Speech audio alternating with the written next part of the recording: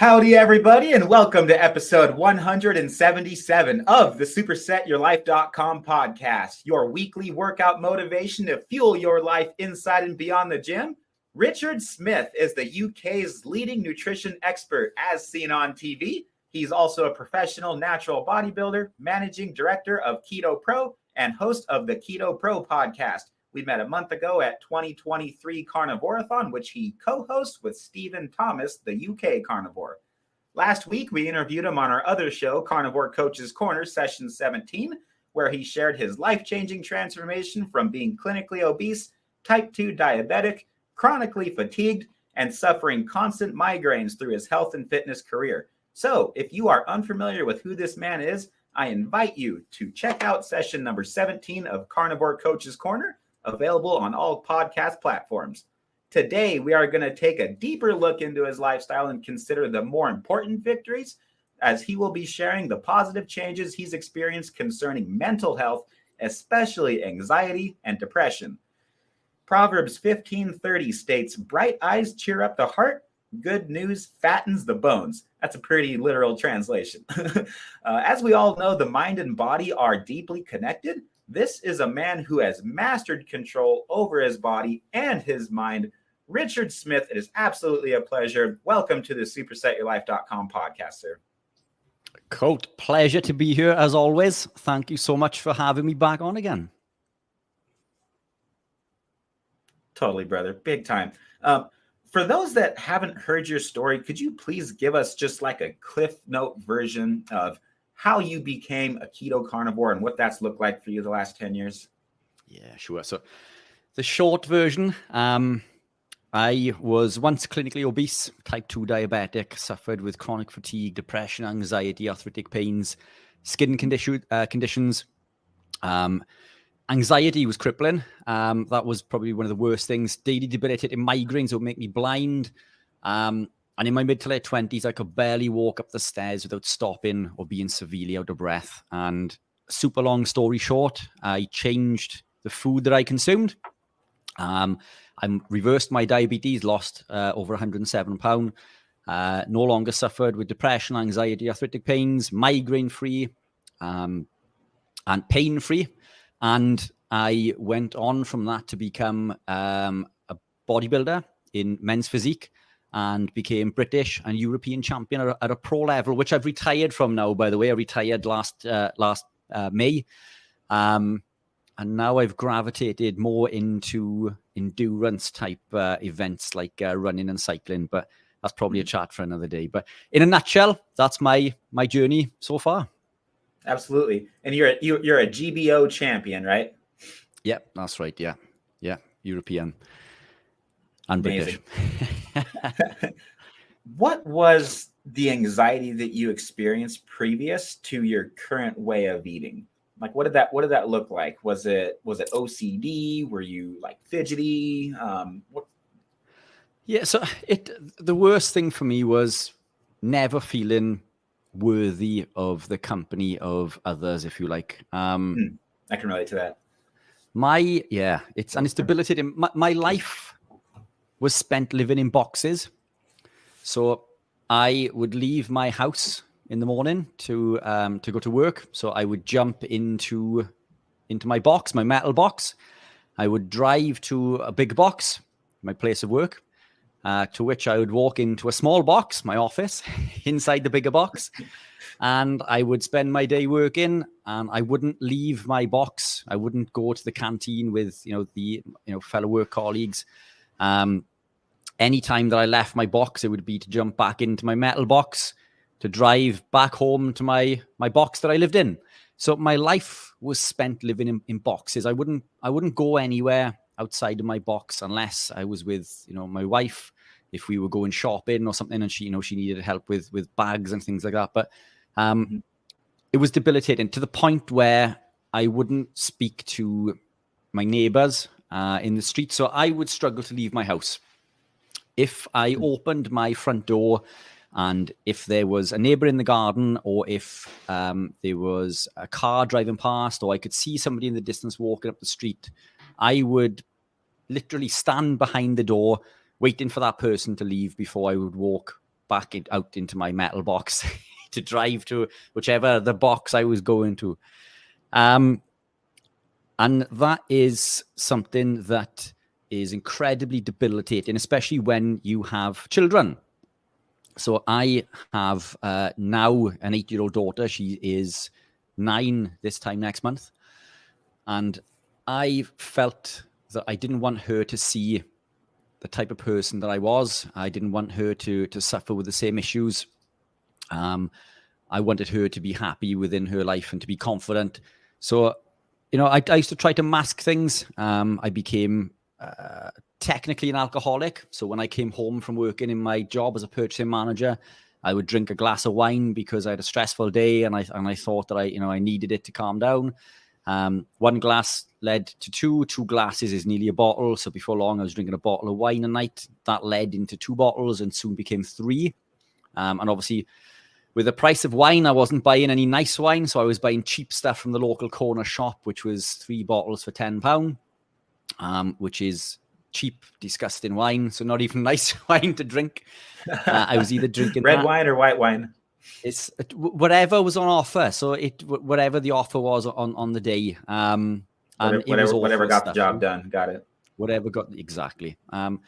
Whiskey I used to drink. If I was drinking whiskey instead of wine, it would be a liter of whiskey.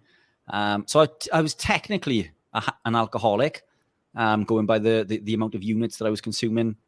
I also became addicted to a prescription drug called tramadol.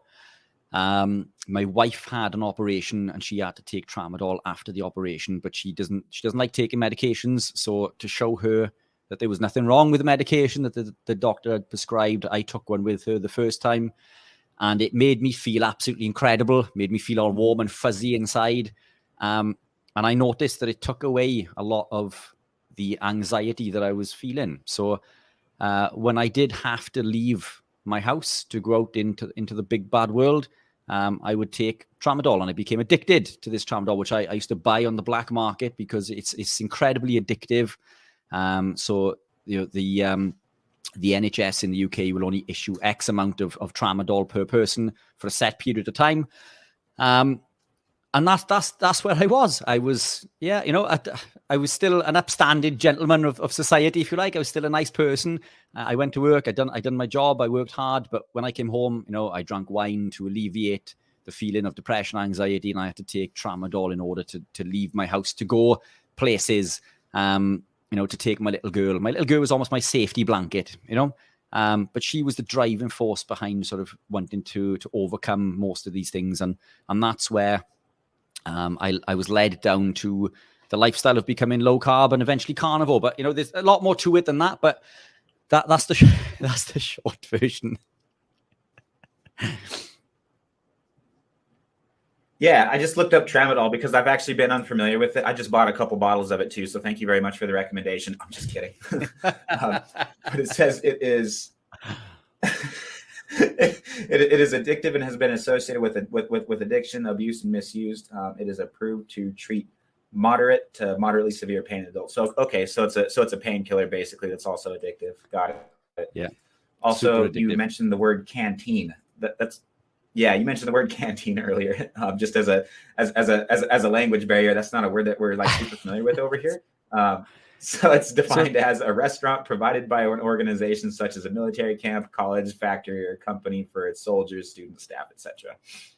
Spot on. Basically, where you guys go on your lunch break, right? Exactly. Yeah. But I used to take my lunch break sitting by my desk. So that's the sad life that I used to lead even. But right. I mean, this is what anxiety and depression does to you. For no reason whatsoever, you're constantly unhappy and you never feel fulfilled despite having, a loving family, and a group of supportive friends. It's, people will quite often say, snap out of it, but they don't understand what causes, to the cascade of events and that lead into anxiety and depression. But when you understand the mechanism behind it, these are things that we can change, and you don't need medication in order to do so. Yeah. I can relate to everything that you're talking about. Does it? I describe it as not feeling good enough, even though like you, I have a 5-year-old son, a 3-year-old daughter that both love me, but I never feel like I'm a good enough dad, right? Yeah. And I'm a recovering perfectionist, as they say. I think bodybuilders, we're kind of prey to that, right? Because to get on stage, I mean, you have to be perfect in every single aspect of your physique, and if you're not, then the judges will bring it to your attention, and you're not going to win. Yeah. And then and I think that's great because you develop all these habits, and it makes you better in so many other areas of life. But that perfectionist mentality can keep you from realizing how far you've come, I think. Yeah, but it's, I don't know if you've noticed the same, but a lot of competitors, we think that because they are ripped and shredded and on stage in their pants that they love their physique and they love themselves. But what I found during, my journey is quite the opposite. I think, in fact, out of every competitor that I ever met, I can only honestly say that I met 2 that I think fit into that box, into that category. What I found was that most competitors actually hated the way they looked. This is why they train so hard. It's almost looking for that, that justification or that judge to say, your physique is good. You're almost up there to prove a point and working hard to overcome all of these insecurities. And I think that's, that was a big thing that I noticed. Most competitors are actually quite insecure in regards to their physique, and that's why they train and work so hard, Exactly. Was it hard to get off of antidepressants? Yeah, I took antidepressants and beta blockers and whatever else for a little spell. They almost turn you into a zombie and shut you down. I didn't like the feeling, but I loved the feeling that Tramadol gave me. Highly addictive. A lot of people can't get on with it because it gives you this like itchy skin. But it was like, for me, it was almost like a warm, fuzzy feeling underneath the skin that I quite enjoyed, like a scratchy feeling that makes you feel warm and fuzzy. Sounds like you're baked on THC, and you probably had a pre-workout that has like beta alanine in it. That's kind of what it sounds like you're describing. Yeah, that's it. So there we are. There's your home concoction of Tramadol. But it used to make me feel good. So I gravitated down that way over, the antidepressants. But yeah, it's a dark hole. It's a tough place to get out of. But the good news is that when you understand the mechanisms behind what causes these things, you can change them. Which, we can go into a little bit of detail about, in today's podcast if you wanted to, because I genuinely believe that this is predominantly food related. In fact, if not predominantly, I believe it could potentially be 100%. Yes, we feel happy and sad depending on circumstances and things that are going on within our life. But as a species, we want to be happy. We're not predispositioned to be depressed and feeling anxious. These things like depression, anxiety, they barely existed 100 years ago. But now in today's society is absolutely rampant. But what's changed? The only thing that's changed is the food that we eat, and the food we eat affects the way that our brain functions. Our brains create neurotransmitters, and it does so through converting certain amino acids like tyrosine and tryptophan. Tyrosine creates catecholamines and indolamines, or tyrosine creates the catecholamines, and tryptophan will create the indolamines. The catecholamines are things like dopamine, epinephrine, norepinephrine, and the indolamines are things like serotonin. So these are neurotransmitters that we need the body to make. But in order to create these neurotransmitters, we need specific cofactors, things like iron, zinc, and vitamin B12, amongst others. Now, the issue is that what we consume within our food massively affects our body's ability to create and process these neurotransmitters. So, for example, let's look at a vegan diet. And this isn't for any of your listeners that are potentially vegan. I know it's a carnivore. Don't worry about it, mate. They've probably pretty much all unsubscribed by now. Yeah. Yeah. There we are. Fair enough. But look, if anybody is out there who is on your show looking at potentially moving into a more animal-based lifestyle, and they are heavily vegan or vegetarian, it's quite likely that they are not very happy people, because, as I said, the cofactors involved with creating these neurotransmitters are things like iron, zinc, and vitamin B12. Iron does not exist in a vegan diet. What a vegan will argue is that they eat a lot of spinach, and spinach contains iron. But Popeye was lying to you. I hate to break everyone's heart. Iron is contained in spinach, but it's a non-heme iron, and the human body needs heme iron, so we can't actually obtain any iron from the spinach.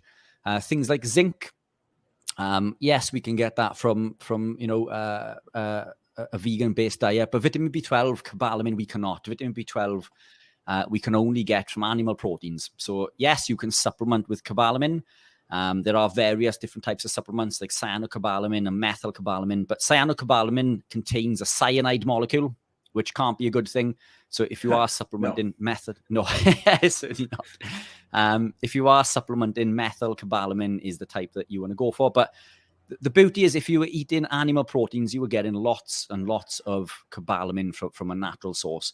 But it's not just enough to eat or consume these foods like zinc, iron, magnesium, vitamin B12, because what we consume them with has a massive impact on how they are assimilated within the body. So zinc, for example, can be blocked. Zinc, iron, and magnesium can be blocked by as much as 100% when co-consumed with phytic acid. So anything that contains phytic acid can block the absorption of these by as much as 100%. So if you have these items on your plate, it's not just enough to be consuming that one thing, because what you're consuming it with can block that absorption by 100%. Things that contain phytic acid are things like grains, nuts, and seeds, and peas, and lots of other things that are consumed within the vegan and vegetarian community. Can I stop you? Can I stop here a quick sec, please? For sure. I know that when you take someone that's going from a plant-based diet to an animal-based diet, before even taking carbs out, correct me if I'm wrong, you take out grains and anything that has phytic acid for that reason, right? Yeah, for sure. Okay. So yeah, the biggest bang for your buck is removing, and they're probably on a level playing field. These lectins are detrimental to your health. Mm-hmm. So lectins are carbohydrate binding proteins that we consume in foods that we eat. Obviously not you and I, but in wheat, for example, it's wheat germ agglutinin. And what happens is wheat germ agglutinin binds to the enterocytes lining the gut. Now, the enterocytes are one cell thick. Their job is to protect our insides against external toxins. So they've got a massive job for something that's so small. But when these lectins come in the form of wheat germ agglutinin, they bind to the enterocytes lining the gut. They cause the release of a molecule called zonulin, and zonulin release causes a gap in the tight junction between the epithelial cells, which we don't want. This allows undigested protein molecules to travel into the bloodstream where they shouldn't be, and the body will create antibodies to fight them. The issue with this is through a process called molecular mimicry, the body then starts attacking other proteins in the body that look the same. This is autoimmune disease. If you know anyone who suffers with an autoimmune issue, it comes from this intestinal permeability, and it's more than likely caused through the lectins in the food that they are eating.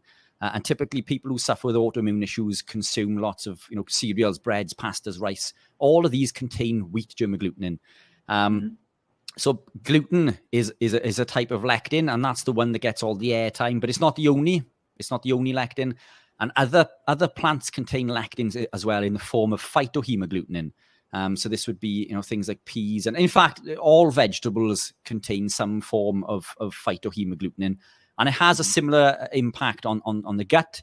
Lectins have been shown to travel up the vagus nerve and cause neurodisruption in the brain, leading to things like Alzheimer's, Parkinson's, and dementia. And there are other factors involved again as well, which are they are involved in the same mechanism that causes anxiety and depression, which we'll go into now. But that's why removing lectins, you're going to get the biggest bang for your buck, because these lectins will also bind to insulin receptors, and they will cause the body to store 5 times more fat than the effect of insulin alone. So when you consume food that contains carbohydrate, so to put that into perspective, if we had a bowl of muesli or cereal that contained, say, 100 calories, and we had a piece of steak that contained 100 calories, so cereal for breakfast or steak for breakfast, this cereal contains carbohydrates, so it's going to elicit an insulin response, which is going to upregulate, it's going to activate lipoprotein lipase, which breaks the bonds in the glycerol backbone and signals the body to store fat. That's what insulin does. It breaks the bonds in glycerol backbone, tells the body to store fat. Now, these lectins will bind to insulin receptors and cause 5 times more fat storage than that effect of insulin alone. So in theory, that bowl of muesli is storing 5 times more fat than that piece of steak does. So this is why the caloric value is highly flawed, amongst other reasons. This is why we cannot go on calories, because the effect of insulin and lectins and various other things, which are in podcasts that I've discussed with various people, including Professor Bart Kay. But these lectins are detrimental. They're not good for us. So if you can remove those, even over carbohydrate, you're going to see an improvement in your health. And then parallel to that are the vegetable oils, the seed oils, which are high in an oxidized omega-6 called linoleic acid, which causes more insulin resistance than carbohydrates do, around 6% more insulin resistance. Unfortunately, almost everything in the supermarket contains some form of vegetable or seed oil. It's almost impossible to get away from. Every sugary treat, every cake contains this, these seed oils high in this oxidized omega-6. That's why they put maltodextrin in it too, to jack up your insulin, to make sure that you store all those fats, which is the last thing that you want with all those. So we definitely don't have, anybody working against us that wants to make us sick and wants to make us go to the doctor, right? No, we'll leave conspiracy theories for off the air. At risk of getting the channel blocked, which I can attest to. Yeah, but it's look, these foods are detrimental. So over carbohydrate. That's why I push those two things over anything else. But the wheat germ agglutinin in itself is incredibly detrimental to our health. But foods that contain the wheat germ agglutinin quite often contain this phytic acid as well. And between the two of them, they'll block the absorption. So the wheat germ agglutinin will bind to the microvilli lining the gut. So our microvilli are like little fingers, and we have all of this surface area to absorb nutrients. But what happens is when we consume lectins like wheat germ agglutinin, it binds to the cells on the epithelial cells, the enterocytes that line the gut on the microvilli, and it reduces the surface area. So now instead of having all of this surface area to absorb nutrients, we've got that. So it's been massively reduced. So between the lectins and the phytic acid, we're massively reducing. So if we look at a typical bodybuilder diet. I'm sorry, is that why you were saying earlier before we started recording that my gut has probably been healed because it's been 4 or 5 months since I've had any vegetables at all? Yeah. So when we remove the lectins, the gut heals, because it's the binding of these lectins, the carbohydrate binding proteins that bind to our DNA. They bind to our cells, and then they cause gaps in the tight junction between the epithelial cells, which we don't want. And when we remove these lectins, the cells close the gap and our gut is healed. Now we no longer suffer with leaky gut. And now these autoimmune issues that we've been heavily dependent on medications for years and years and years disappear in weeks. And it sounds like witch doctor stuff, but this is basic, biology. This is, and it makes perfect sense.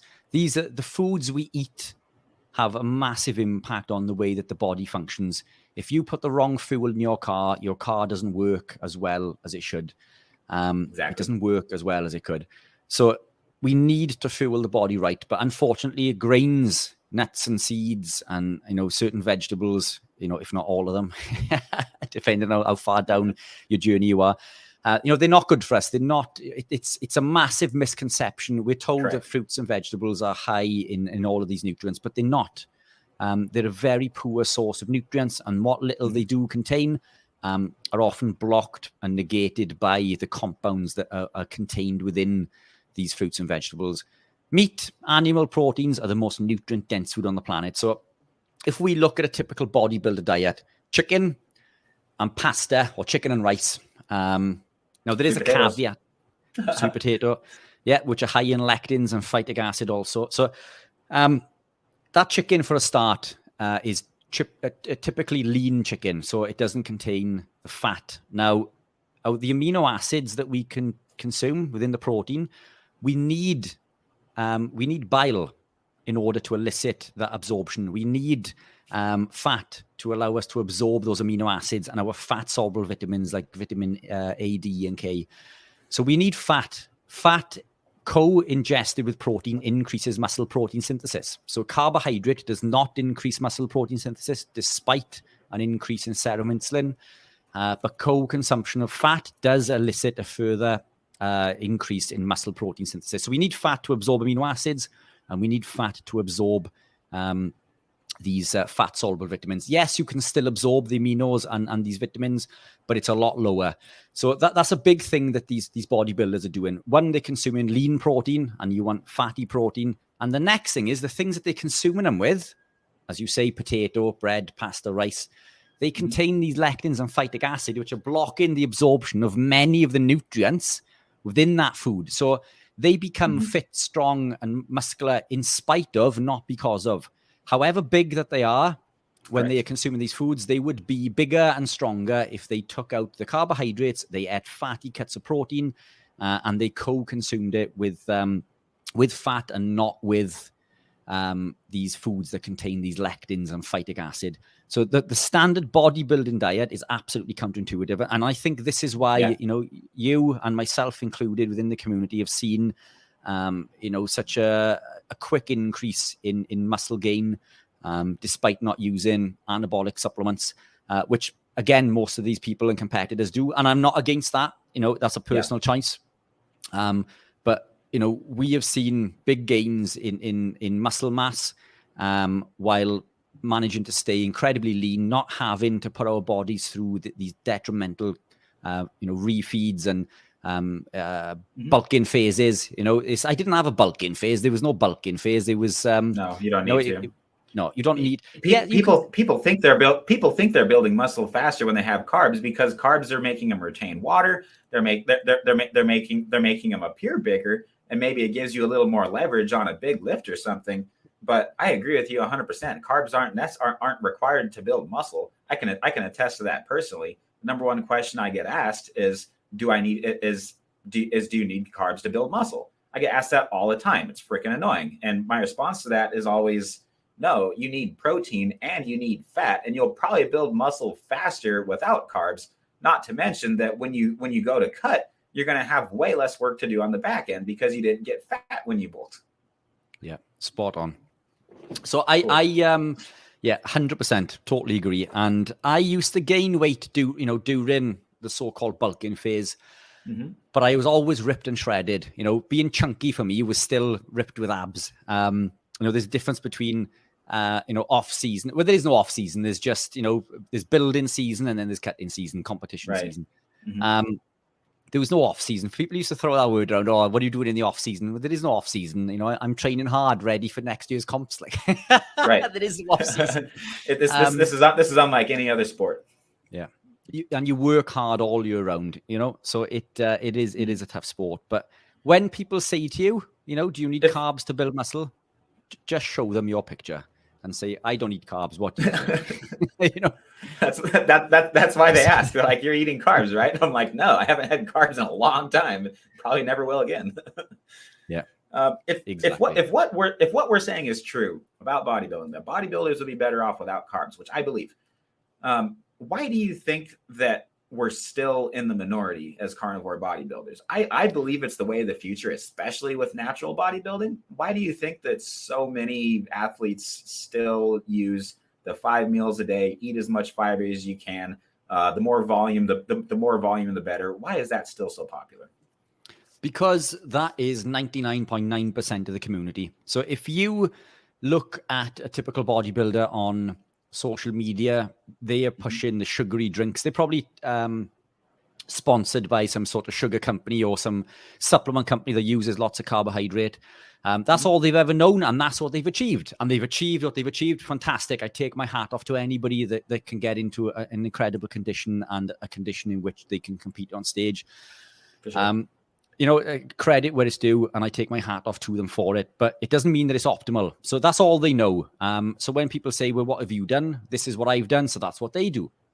Unfortunately, within our sport, there are very few carnivore athletes to compare to. When I won the British Championship, a friend of mine, who was a police officer, believe it or not, he competed as a natural bodybuilder in the same category as me, but in men's physique, but in a different category. So he was in a different age bracket to me. He also competed in that one with another keto bodybuilder. So there was 3 of us at the British Championship. I won the British Championship. So I won my category. This gentleman won his category, and the other keto guy came second to him. So as a percentage, we were probably less than 1% of all of the competitors in that competition. Yet we came in, first and second between the 3 of us. And had that other guy that came second competed in a different one, then it's quite likely he would have won his as well. So wow, that's amazing. Way to represent, bro. That's inspiring. Exactly. That's really cool. But yet you speak to somebody and it's like, oh, well, there's their excuse is there's always an exception. Maybe you're genetically gifted, and it's like, no, it's not the case. I am not genetically gifted. If you saw pictures of me when I was clinically obese, and you saw pictures of my old man who's died now of heart complications, he was morbidly obese. I do not come from a good gene pool. My genetics are incredibly poor, but I beat my genetics. I've switched on a different set of genes through something called epigenetics, which is controlled through diet and lifestyle. So I compete now in running and cycling. And I've got a Garmin watch, which measures my VO2 max, my heart rate, amongst all of these metrics. And it tells me what I'm capable of running at an estimated best effort, basically on 5K, 10K, half marathon, etc. And it tells me that based on my metrics, based on my VO2 max, my heart rate variability, my heart rate, whatever else it takes into account, it tells me that my best expected effort on a 5K is 23.5 minutes, give or take. Now, I've run a 5K in 18 minutes 45. So nearly 5 minutes quicker than my Garmin is telling me that my body's capable of. Am I fit? No, I don't.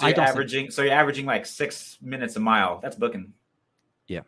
For 5K, yeah. So and in fact, on a half marathon that I did a few months ago, I averaged 7 minutes, 7 miles. So just over 1.5 hours for a half marathon.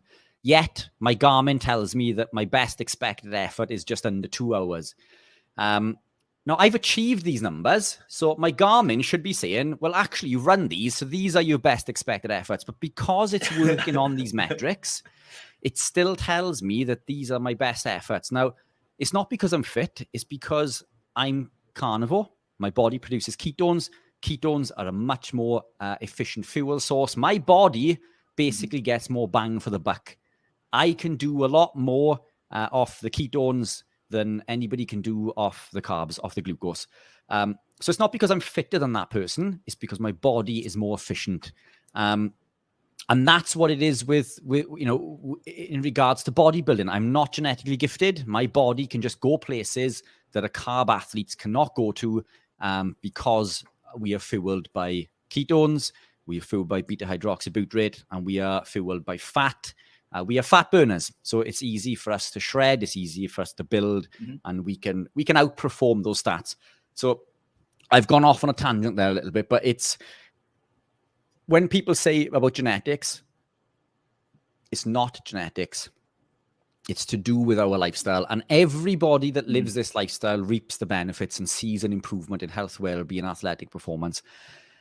And it is the future. It is the future of athletic performance. And people are falling into it. There are a lot of professional athletes out there who are performing at a world-class level and smashing it. But they are carnivore and keto on the quiet because they don't want to be ostracized from the community. One of which I work with. I work with a professional cyclist who is an incredible athlete. He won't promote me or my products or the lifestyle because in fear of being ostracized and kicked off his team because they are all sponsored by sugar companies. And if he were to say that taking sugar is no good, then they would sack him from the team. Which is a sad state of affairs, basically, and unfortunately, this is the society that sounds to be a huge lack of integrity, in my opinion. Yeah, and lack of maturity. Yeah, yep, for sure. Question for you on insulin. It's believed by a lot of people that you need it to build muscle, specifically like right after workout, and that you need a high glycemic index carbohydrate to be able to do that, which is why these sugary products are so heavily marketed and appealing to bodybuilders. They're also highly addictive. They also taste delicious.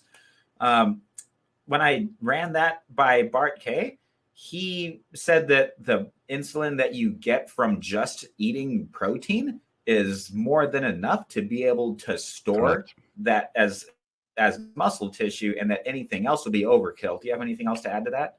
Yeah, for sure. So, yes, insulin is important. We all would be dead without insulin. It's a very important hormone within the body, carries lots of different functions, and it's essential for life. Glucose is not, at least exogenous glucose. The body creates any glucose that it needs for a process called gluconeogenesis. And gluconeogenesis is demand-driven. The body will create any glucose that it needs. Leucine is an amino acid found in protein. Leucine is ketogenic, but it also elicits an insulin response and it activates mTOR. So for us to build muscle, we need to activate mTOR. Around 3 grams of leucine will activate mTOR and allow us to build muscle. So if you want to maximize muscle building, then we need to activate mTOR, and we need to activate it at specific times. So if we could supplement with a leucine supplement. So leucine is a supplement that I think is worth taking. Although if you were consuming lots of protein, then you probably don't need to. But it is one of the ones on the market that I think is not. Are we allowed to swear on the show? Oh yeah. You can say whatever you want, pal. Brilliant. So leucine isn't bullshit. It's a quality amino acid found in all the proteins, and if you are going to supplement with it, that's one that I would say is worth supplementing with. I don't currently because I'm carnivore. I get everything I need from the meat, but leucine is certainly one. Creatine is another that I do think is fantastic. But 3 grams of leucine, we need to elicit an mTOR reaction. So that can be from supplement 3 grams. If we are getting it from animal proteins, depending on the source of protein, it's anywhere between 30 to 50 grams of animal protein, which is easily achieved. Now, if we activate mTOR, mTOR will last around, an mTOR activation will last around 3.5 to 4 hours. So if we strategically consume food every 4 hours, then we will elicit this mTOR reaction based on the mTOR reset, which means that we can elicit throughout the day four mTOR reactions, which means we are going to build muscle a lot quicker than eliciting one mTOR reaction, which is what a typical bodybuilder will do. A bodybuilder will consume food, they'll eat every 2 hours, and they'll maintain this mTOR reaction, which allows them to build muscle. But we can't be in a state of increased mTOR continuously. We need AMPK. We need to be in a state of autophagy and a non-mTOR state, if you like. And I think this is what leads to a lot of bodybuilders dying young. So it quite often gets blamed on anabolic steroids. Yeah. But I think it's more to do with the excess carbohydrate. This excess carbohydrate is causing oxidative stress and glycation. And I believe it's the excess carbohydrate that's causing this issue. Because the mTOR reaction that they are getting is elicited through IGF-1. Excess IGF-1 activation is linked with cancer, tumors, and all sorts of other nasties in the body. Yes, IGF-1 is important, But we can activate mTOR directly through protein, through leucine. We do not need to do it through IGF-1, which is what we do when we consume protein. So we don't need to activate mTOR through carbohydrate. We can elicit that insulin response and mTOR activation through protein alone. No carbohydrate required. So if you were to technically, let's say we were going to consume our last meal at 8 p.m. and then we were going to train at 8 a.m., then we can elicit an mTOR reaction at 8 a.m.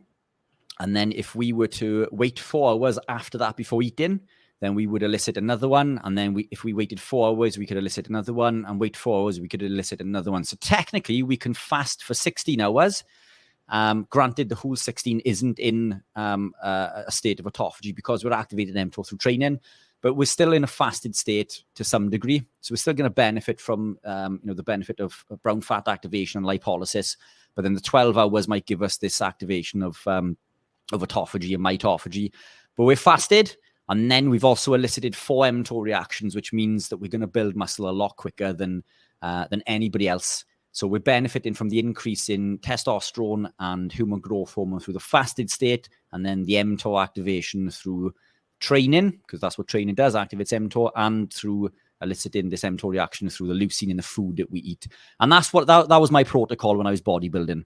I'd structure my meals around that, and I would change it up, but basically that's what my day was spent on a typical day. So glucose not required, insulin is essential, but it's important to understand that what activates insulin is also incredibly important. Wow, absolutely brilliant. Is that why spreading your meals out throughout the day, you can expect to see faster muscle gains? And then when you're cutting, even if you consume the exact same amount of protein and the exact same amount of fat, but you consume it all in one meal, it's a bit slower of a boat to build muscle that way. Would you agree? Yeah, I think so. I think it's to do with that mTOR activation. And again, if we elicit those responses through that mechanism that I just described, and we can still fast, we're still spreading the meals out. You don't have to eat 3 times in a day. You could do 2 mad and eat twice a day, which is basically what I tend to do on an average day. Is I eat twice a day now. That's kind of settled too. Yeah, it just seems to fit. What I find is that we are fast and feast animals, so we're meant to feast, but it makes me feel uncomfortable. If I can eat a lot, I love my food. You've probably seen from some of the Instagram posts I've done with tomahawk steaks and everything else. I can eat, but yeah, as you do. But I'm the same way, man. Like 4 pounds of steak, 3-4 pounds of steak. I'm licking my plate clean. I'm looking for more, and I'm sad when it's gone. Yeah, exactly. And I love my food, so I'm addicted to food. But I've just changed the food that I'm addicted to. So I love my food, but if I eat everything in one meal, I feel bloated. I feel uncomfortable. It takes longer to go through my system, and then it affects, my mood because my belly's poking out. It hurts when I'm running because it causes back pain. Then if it's right before bed, then your sleep isn't what it should be. Yeah, but do you know, I eat not long before bed, and the reason I do that is because I'm glad because I'm the same way too. Yeah. So, we're told not to eat before bed. The body heals and repairs when we're sleeping. So I eat not just before, but I do eat maybe an hour, max 2 hours before bed. And if I don't, I don't sleep. So I'm a big advocate of eating, close to bedtime. This whole thing about not eating too late. Yes, don't eat carbohydrate too late, but protein and fat, well, why not? What does the lion or the cheetah do in the wild? It doesn't kill its prey and then leaves it until it's it's ready to eat. It eats it and then it falls asleep. It doesn't sit there and go, I'll probably sleep better if I just wait until sleep next to it and guard it, and then in the morning, I gotta have my breakfast in the morning. Make sure I have some oatmeal. Make sure I have my carbs ready to go in the morning. Oh yeah, let's go. Yeah, exactly. And what does the cheetah do after eating his meal? Curls up and falls asleep. So it to me it just seems to make perfect sense. It seems to work best for me. It may not be suited to everyone, but I'm certainly not against eating just before bed. I go to bed on I go to bed on a super full stomach every single night and have for quite some time. And I guess now I feel a little bit better about it, because everybody says that you shouldn't eat too close to bed. And I'm like, I don't know, man. It feels right. Like I'm not hungry until right before bed, and then bam, that's when I have. If it's 2 meals a day, the first meal is usually small and just kind of like enough to stimulate mTOR, around 40 grams of protein. Make sure my fats are always a bit higher than that, so I'm still in ketosis. And then probably like 4 hours later, I try to fit it within a 6 to 8 hour window, or as small of a window as possible. Then I just feel great by the tail end of the fast the next day, and then not even remotely hungry until when I normally eat. Yeah, spot on. So yeah, and it works. You know, you're a perfect advert for the keto carnivore lifestyle. So yeah, the food we eat has massive impacts on the way the body works. But I mean, circling back to this anxiety and depression,